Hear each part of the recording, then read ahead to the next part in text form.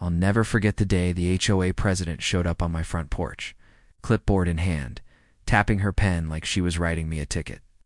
She squinted at my white picket fence, the same one my late father and I had built together, and said, "This fence isn't on the approved list." It wasn't just about the fence. It was about respect and the piece of family history they were trying to erase. I live in a quiet cul-de-sac just outside of Greenville. Every morning, I sit on my porch with a cup of black coffee. Watching the sun rise over the old oak tree my dad planted when I was 10, that fence was part of that view. It wasn't fancy, just simple, white, and honest, like my dad. When the HOA ordered me to remove it or face daily fines, I decided to give them exactly what they asked for, but with a twist.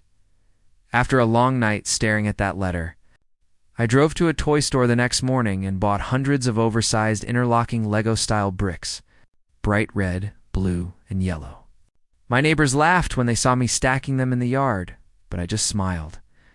Within 3 days, my replacement fence stood tall, colorful, ridiculous, and absolutely unapproved by any HOA handbook. It didn't take long for the HOA board to lose their minds. They called an emergency meeting. Karen, the president, said it was a mockery of the community's standards. I told her, "You wanted the picket fence gone. It's gone. And there's no rule against building a Lego wall." The crowd actually chuckled. A few even clapped. Things escalated when they tried to fine me again. But this time, I had the county inspector come out, and guess what? He confirmed it wasn't a permanent structure, so it wasn't under HOA jurisdiction.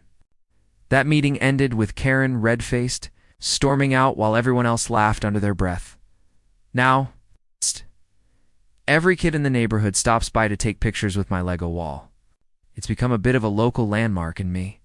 I sit back on my porch, sip my coffee, and enjoy the irony. My fence never looked so good.